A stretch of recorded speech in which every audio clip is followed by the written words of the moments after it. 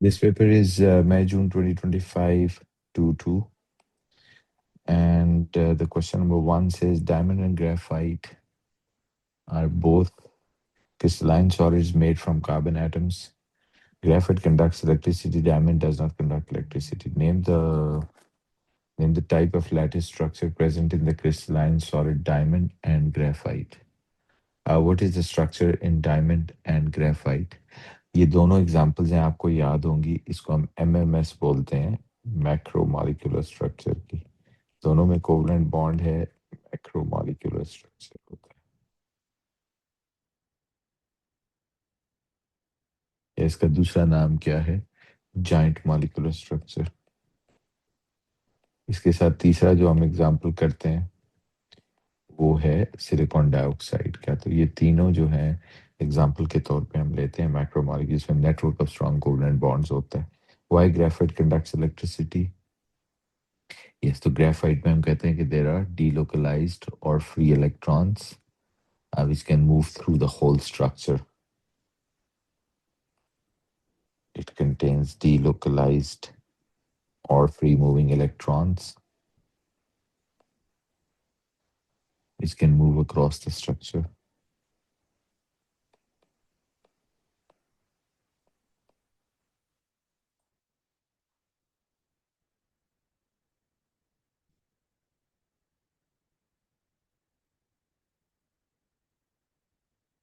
Why diamond? Diamond does not have free electrons.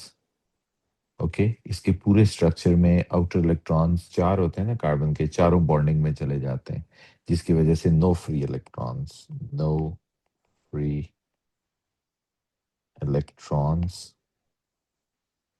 in throughout the structure of diamond.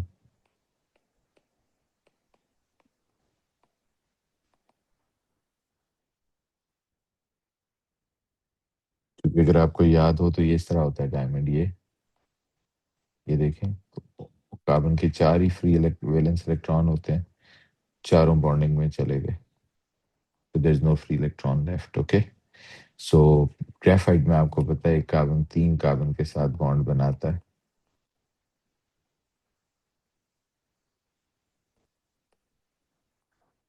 सो इसकी वजह से हर एक carbon के पास ये देखें एक फ्री इलेक्ट्रॉन होता है इस वजह से.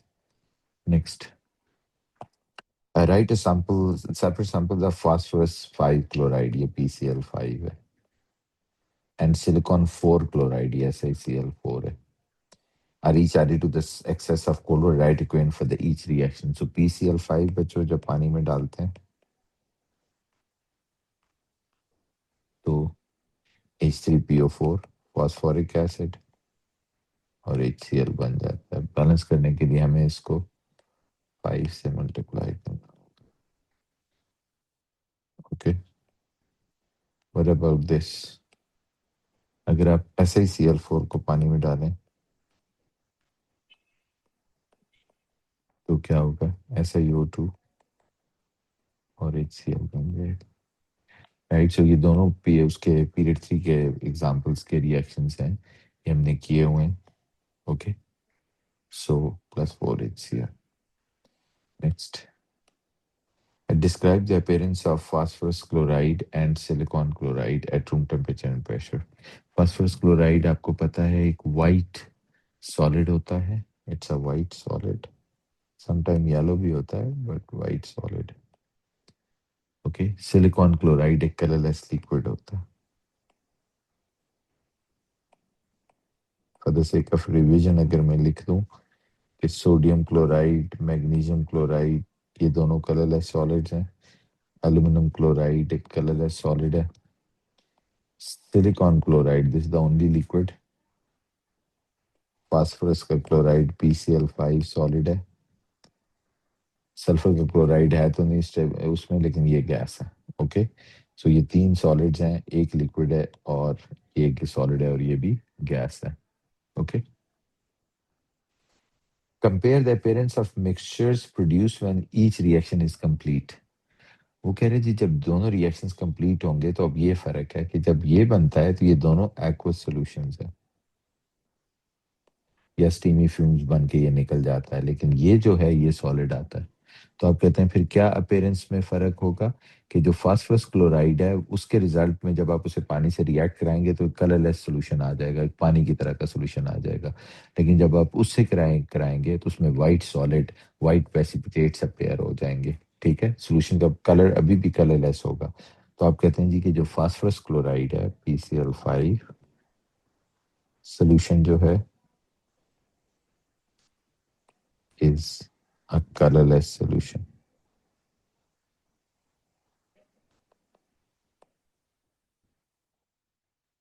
सिलिकॉन क्लोराइड जो है SiCl4 produces white precipitates. Okay, solution वो भी कलरलेस होता है in colourless solution.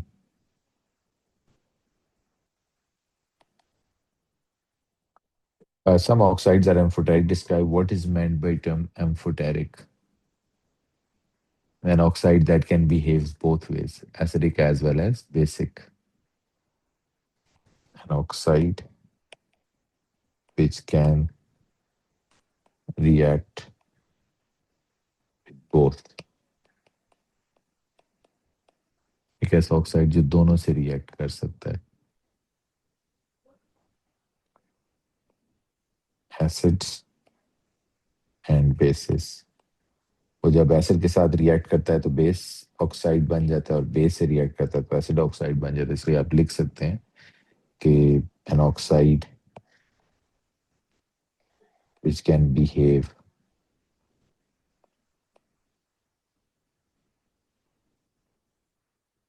acid and base.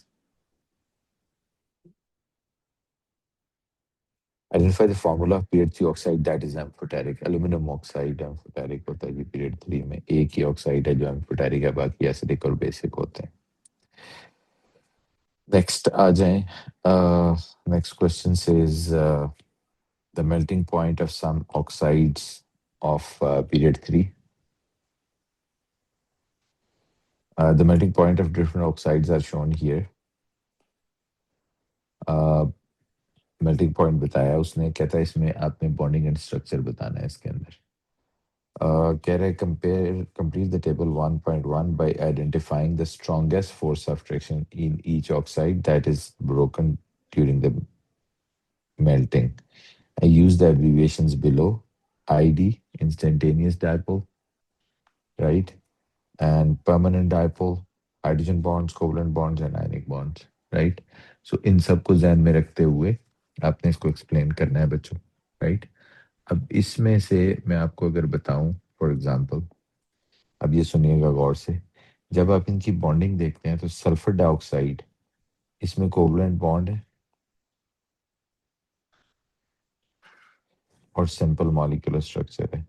तो जब कोवलेंट बॉन्ड होता है, सिंपल मॉलिक्यूलर स्ट्रक्चर होता है, तो आपको पता है वीक इंटरमॉलिक्यूलर फोर्सेस होती हैं।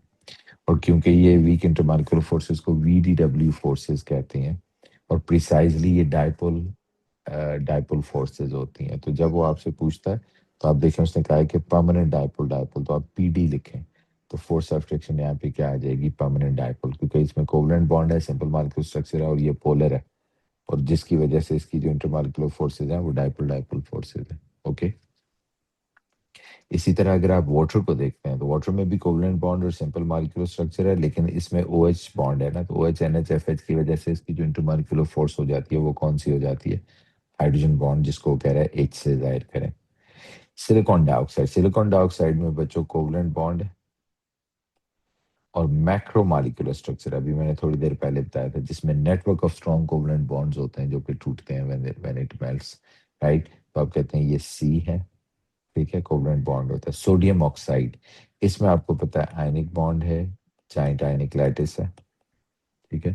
तो strong electrostatic forces of attraction या आयनिक बॉन्ड होता है इसके अंदर। ओके, इसके साथ आई लिखेंगे और आखिरी वाला जो है ये भी आयनिक बॉन्ड और जाइंट आयनिक लैटिस है और इसमें भी आई लिखेंगे। स्ट्रॉन्ग इलेक्ट्रोस्टैटिक फोर्सेस हैं जो ब्रेक होती हैं। तो किसी भी उसको मेल्टिंग बॉइलिंग पॉइंट को देखने के लिए, फिजिकल प्रॉपर्टीज को देखने के लिए हमें क्या करना पड़ता है, हमें उसमें बॉन्डिंग एंड स्ट्रक्चर को करना पड़ता है। ओके, अब आ जाते हैं नेक्स्ट। स्टूडेंट सजेस्ट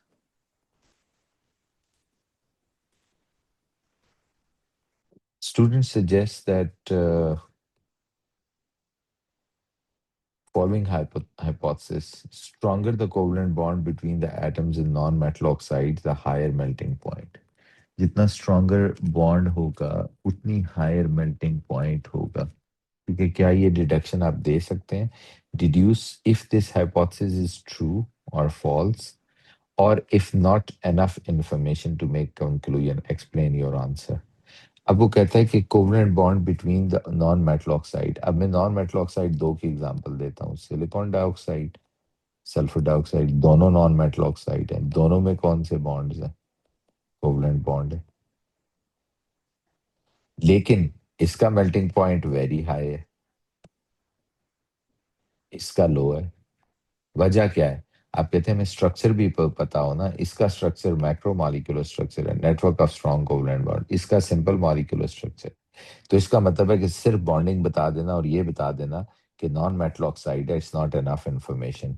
ये हम नहीं बता सकते कि वो सिलिकॉन डाइऑक्साइड है with a very high melting point और सल्फर डाइऑक्साइड है with a very low melting point. ठीक है, तो आप कहते हैं जी कि yes, this hypothesis not enough information नहीं है हमारे पास. ओके आप कहते हैं जी कि stronger the covalent reactor non metal oxide, high the melting point. No, not enough information. वजह क्या है? आप कहते हैं जी कि जो कोवलेंट बॉन्ड और सिंपल मॉलिक्यूलर स्ट्रक्चर होता है उसमें वीक इंटरमॉलिक्यूलर फोर्सेस होती हैं या हाइड्रोजन बॉन्ड्स होते हैं जो ब्रेक होने के लिए ज्यादा एनर्जी नहीं चाहिए. ठीक है, so covalent bond, simple molecular structure will have weak intermolecular forces in their molecules. जैसे हाइड्रोजन बॉन्ड हो गया, ठीक है, VDWs हो गई, which do not need much energy.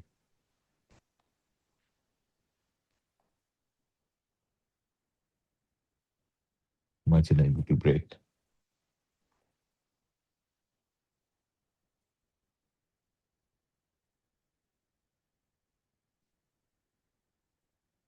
On the other hand, SiO2 has network of strong covalent bond.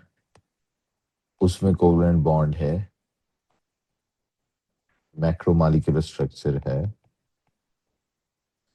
Network of strong covalent bonds हैं, need a lot of energy.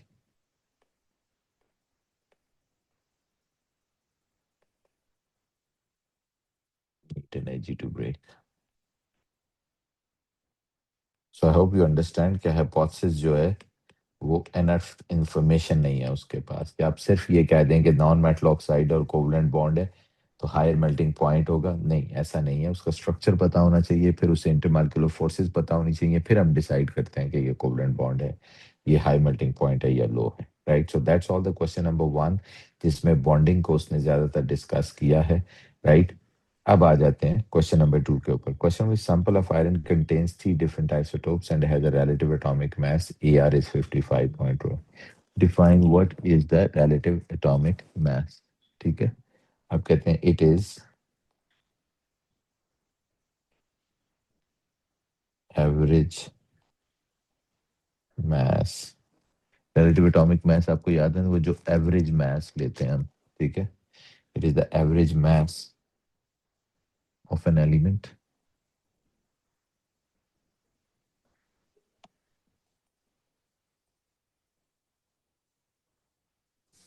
taken by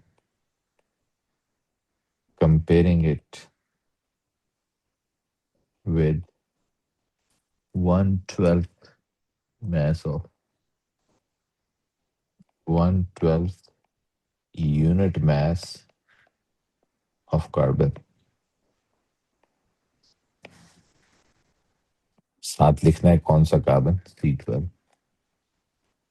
ठीक है, सो ये एवरेज का word जरूर लिखते हैं जब relative atomic मास लिखते हैं. तो आइसोटोपिक मास होता तो फिर एवरेज ना लिखते, हम कहते हैं मास ऑफ एलिमेंट की जगह क्या लिखते हैं? आइसोटोप. तो ये डेफिनेशन आपने याद रखनी है कि वो किसकी पूछ रहा है. अगर वो रिलेटिव एटॉमिक मास की जगह अगर वो पूछ रहा होता रिलेटिव आइसोटोपिक मास तो उसमें आपको पता है एवरेज नहीं होती, ठीक है। उसमें हम लिखते हैं it is the mass of element की जगह, यानी ये मास होता और एलिमेंट की जगह होता आइसोटोप। बाकी सारा कंपैरिजन इसी से करते हैं, taken by comparing it 1/12 unit mass of carbon which is C12। Okay, so ये लिखना जरूरी है। नेक्स्ट पार्ट कह रहे जी के the table 2.1 shows the abundances of two of the isotopes present in the sample of iron।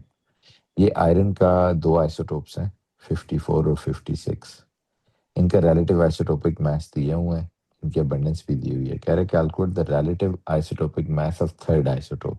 इसका मतलब है कि आयरन का एक और आइसोटोप है यहाँ पे, ठीक है, जिसका आपको मास नहीं पता, ठीक है। रिलेटिव आइसोटोपिक मास भी नहीं पता और आपको उसकी जाहिर है अबंडेंस भी अभी नहीं पता, ठीक है। वो कहता है show your working to get the relative isotopic mass of that. हाँ, अबंडेंस आप फौरन निकाल सकते हैं। कैसे? अगर मुझसे पूछा जाए कि अच्छा इसकी अबंडेंस क्या होगी थर्ड आइसोटोप की, तो मैं कहता हूँ टोटल अबंडेंस 100 है, उसमें से मैं माइनस कर देता हूँ इन दो की, वो है 6 प्लस 91.9। तो इन दोनों को हम ऐड कर देते हैं, 6 प्लस 91.9 माइनस 100 करेंगे तो मेरा ख्याल 2.1% आ जाएगा। ओके, तो अब ये इसकी अबंडेंस आ गई है मेरे पास 2.1%, इसकी भी है और इसकी भी है। अब ये नहीं पता हमें, हम कहते हैं ये तो फिर आसान हो जाता है। आप कहते हैं अगर आपके पास अबंडेंस आ गई है तो फिर आपको एक फार्मूला दिया होता है। वो फार्मूला क्या होगा देखें जरा। आप कहते हैं जिसमें A R is equal to, A R कितना है, the relative atomic mass. Relative atomic mass जो है वो हमें ऊपर दिया हुआ है, लेकिन अगर ना भी दिया हुआ तो बच्चों याद रखना ये पीरियोडिक टेबल से भी कॉपी किया जा सकता है। रिलेटिव एटॉमिक मास पीरियोडिक टेबल में भी गिवन होता है, तो बाज दफा एग्जामिनर नहीं भी देते, तो कहते हैं जी ताकि बच्चे खुद ही जाके पीरियोडिक टेबल से कॉपी कर लें। तो 55 पॉइंट कितना है, sorry 50 three different isotopes relative 55.8 है ना, हाँ 55.8 इज इक्वल टू, अब पहला जो है वो है 53.9 मल्टीप्लाइड बाई 6, दूसरा जो है वो है 55.9 मल्टीप्लाइड बाय 91.9, ठीक है।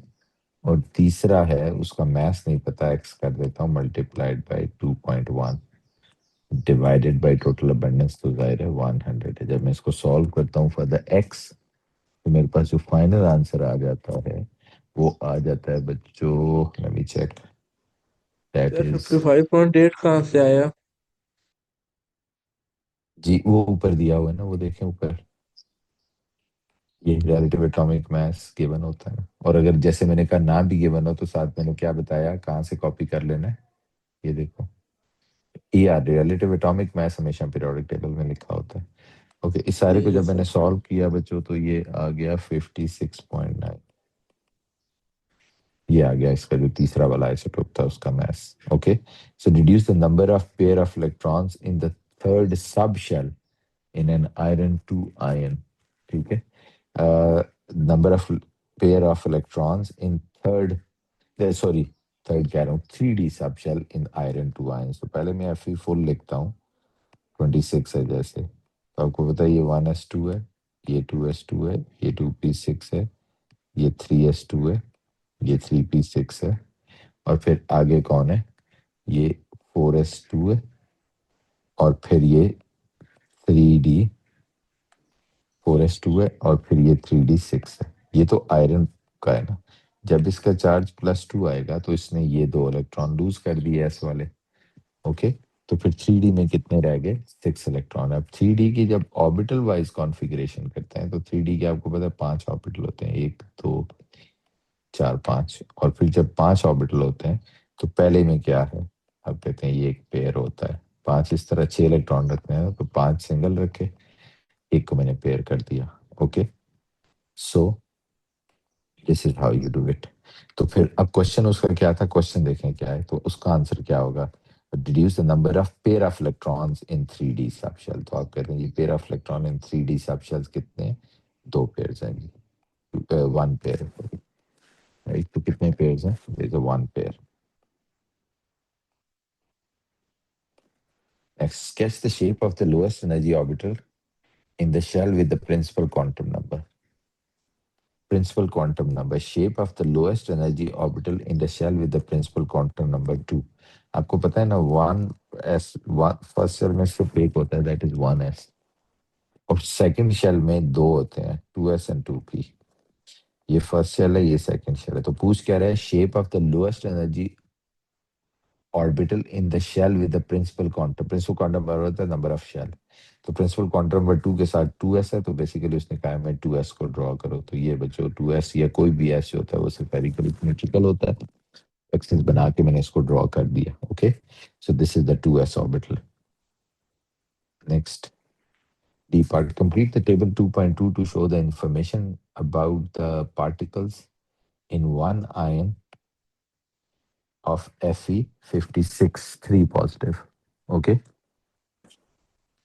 कह रहे जी कि आप Fe3 जो 3 पॉजिटिव है उसके पार्टिकल्स बताएं. Number of particles present in one ion of Fe6 3 positive. कितने इलेक्ट्रॉन्स होंगे इसके पास बच्चों?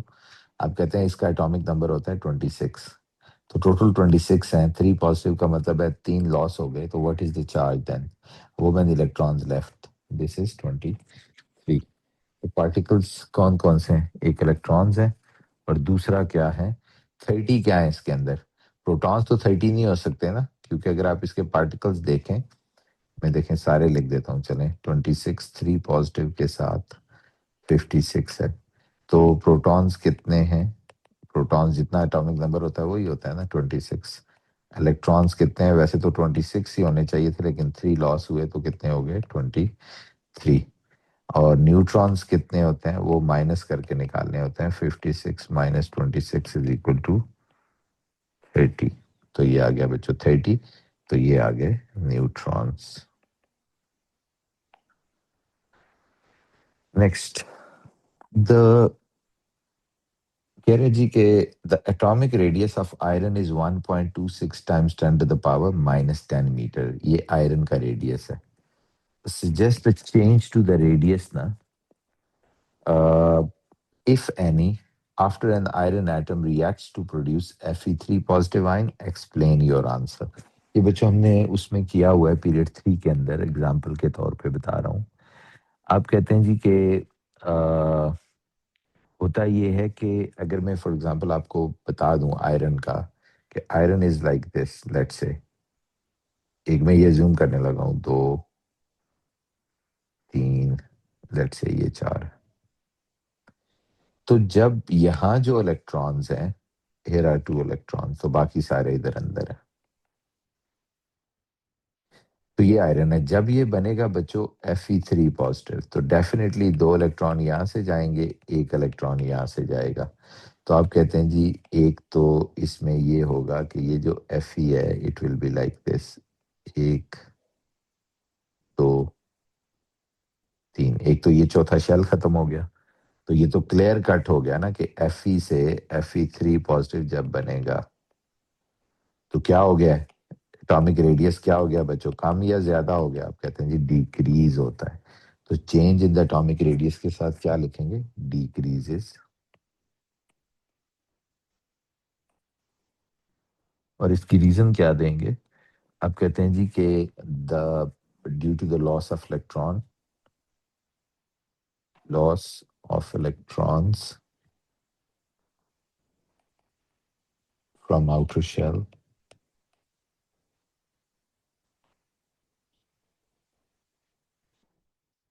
Fe3 positive ion has one shell less than Fe. एक बात तो ये हो गई. वो कहते हैं एक रीजन तो ये हो गई, ठीक है. दूसरी रीजन जो बड़ी मेजर है वो क्या है? आप कहते हैं कि उससे क्या होता है कि जब इलेक्ट्रॉन्स चले जाते हैं ना, तो जो प्रोटॉन्स हैं वो मोर देन इलेक्ट्रॉन्स हो जाते हैं. Protons more than electrons. ठीक है, and more nuclear attraction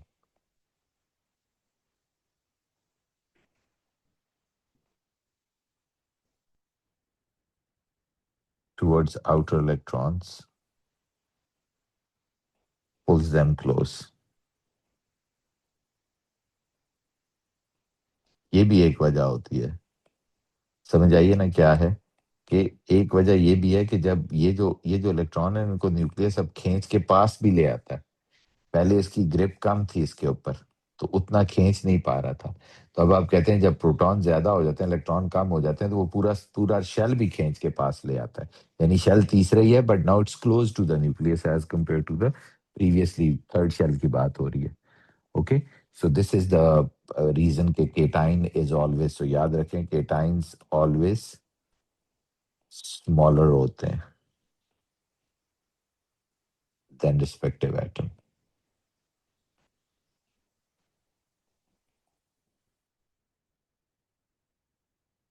next आ जाए क्वेश्चन नंबर 3। सो ये थर्ड क्वेश्चन बच्चों is related to the organic से कुछ पार्ट इसका रिलेटेड है। दो क्वेश्चन हमने कर लिए। कहते हैं जी C3H6 BR HBr in the addition reaction. C3H6 एक एल्कीन है बच्चों। जो ही ऑर्गेनिक हो तो पहली चीज जो आप आइडेंटिफाई करते हैं फंक्शनल ग्रुप है, तो फंक्शनल ग्रुप इसका एल्कीन है, प्रोपीन है। तो कह रहा है प्रोपीन का आपने रिएक्शन कराना है HBr से। कोई आपको पता है इसमें न्यूक्लियोफिलिक एडिशन और इलेक्ट्रोफिलिक एडिशन होगी, ठीक है। अब कहते हैं जी डिफाइन एडिशन। तो पहला ही सवाल very simple, two molecules combine to form one product. जब भी दो मॉलिक्यूल्स या दो रिएक्टेंट्स वन प्रोडक्ट बनाते हैं तो आप उसे कहते हैं इट्स अ एडिशन। के two molecules combine to form one molecule और टू रिएक्टेंट्स वन प्रोडक्ट, तो आप उसे कहते हैं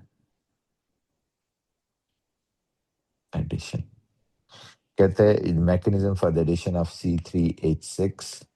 मैकेनिज्म आपको पता है ना, ये कौन सा मैकेनिज्म करते हैं? हम कहते हैं जी कि HBr के साथ इलेक्ट्रोफिलिक एडिशन होगा। और इट्स वेरी सिंपल, ये देखें आपको याद होगा इलेक्ट्रोफिलिक एडिशन होगा जिसमें ये साइड नेगेटिव ये side positive, so the first electron pair comes from here, sorry ये इसको अपना इलेक्ट्रॉन पेयर आके पेश करता है, प्रोवोक करता है, ये इधर से लेके इधर दे देता है। तो आप कहते हैं फिर बीच में क्या बन जाएगा? Intermediate. This intermediate would be like this, इस तरह का इंटरमीडिएट होगा। ये देखें ये होगा इसका इंटरमीडिएट। इसी को मैं अगर दोबारा लिख दूं फॉर एग्जांपल, ये सी ये सी ये सी3, ये एच ये एच और ये एच। अब देखें इसमें एक के जिसके साथ एच अटैच होगा ना, लेट से इसके साथ अटैच हो जाता है, ठीक है। और क्योंकि जो प्रोडक्ट बना है उससे पता चलेगा हमें। अगर आप देखें तो प्रोडक्ट में BR सेंटर वाले पे लगा हुआ है ना, तो 1 2 3, तो इसका मतलब है कि जो एच है वो इसके साथ अटैच हुआ है, ओके, इसके साथ ये, राइट। तो इसके साथ फिर पॉजिटिव चार्ज आ गया, तो ये कार्बोकेटाइन इंटरमीडिएट है और ये कौन सा है? और ये है सेकेंडरी। तो यहाँ जो BR नेगेटिव बना है दिस गोज हियर, और इसके साथ ये बना देता है, ओके, और ये इसके साथ अटैच हो जाता है। Got it? So this sir is अगर हाउ। हम एच दूसरे वाले कार्बन के साथ अटैच करें तो वो आंसर गलत है। मतलब यस वो गलत होगा ना, क्योंकि जो प्रोडक्ट बनाया हुआ है वो देखें उसके हिसाब से करना है, ओके। ऑलराइट। सो जो प्रोडक्ट बनाया हुआ है उसके हिसाब से करना है।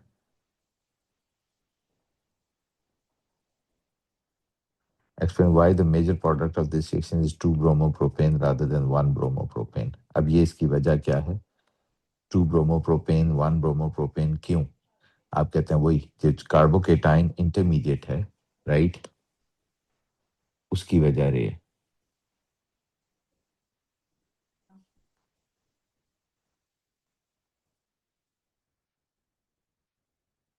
Okay.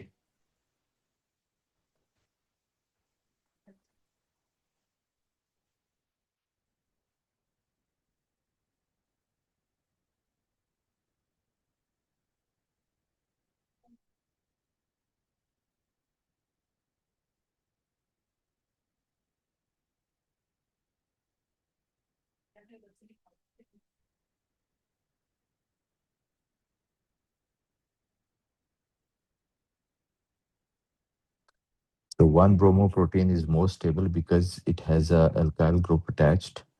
So more positive inductive effect. So stable carbocation.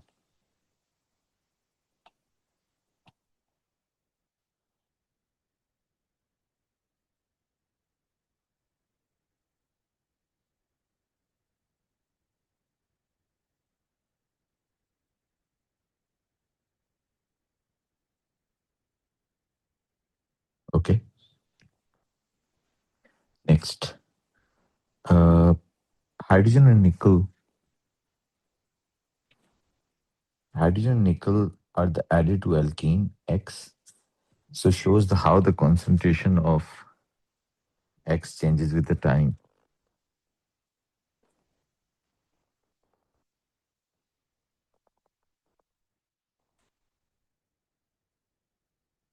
Concentration F changes with the time, right?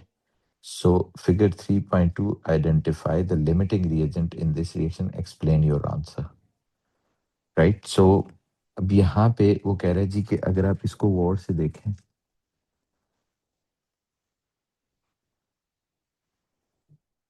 इसमें कॉन्सेंट्रेशन ऑफ एक्स आपके साथ with the passage of time decrease हो रही है, ठीक है, एल्कीन की। तो आपने देखा कि जो एल्कीन है वो बिल्कुल जीरो नहीं हुआ ड्यूरिंग द रिएक्शन, ये बिल्कुल जीरो नहीं हुआ। ओके, सो क्योंकि ये बिल्कुल जीरो नहीं हुआ,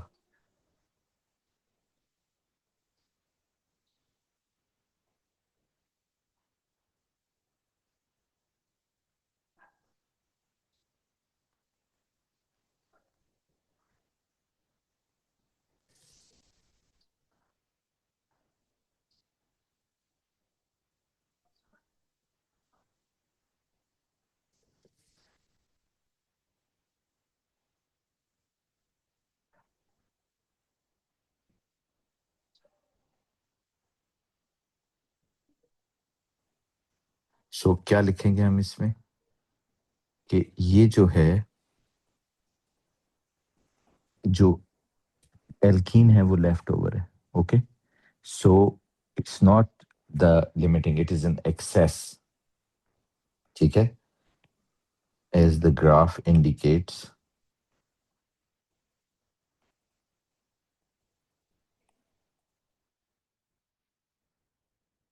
X or alkene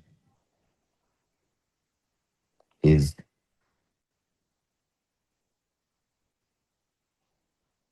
in excess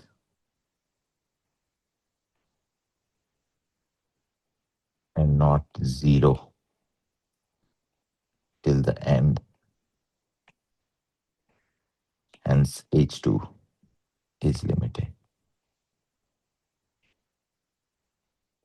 graph में आप देख रहे हैं ना, कह रहे describe the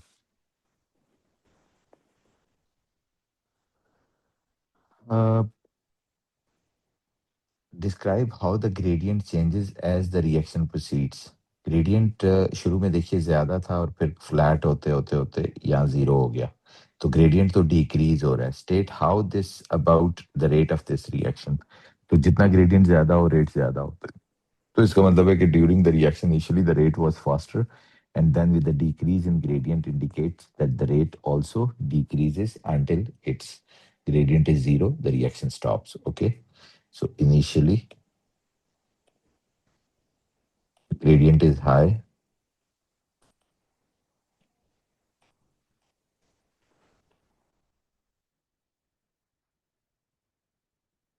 so as rate।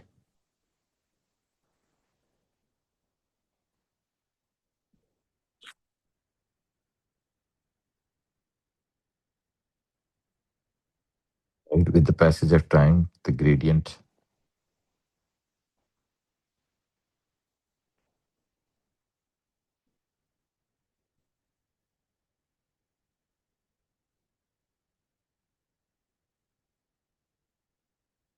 passage of time, gradient decreases so as rate, it becomes 0 when reaction stops.